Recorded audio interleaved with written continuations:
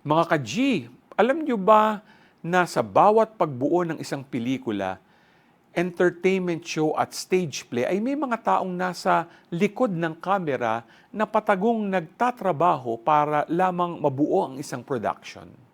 Kinakailangan din ang mga scriptwriters, cameramen, director, producer at marami pang iba. Ngunit madalas kapag tayo ay nanonood ng mga ito ay nakatuon lamang tayo doon sa mga nagsisipagganap sa harapan ng kamera. At nakakaligtaan natin na yung mga taong naging bahagi sa pagbuo nito.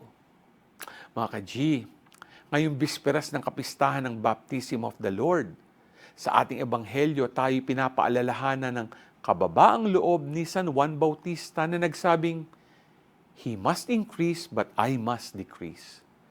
Naway tularan natin ang ganitong ugali na sa lahat ng ating gawain, mas lalong maging bida si Jesus sa kwento at hindi tayo. G ka ba?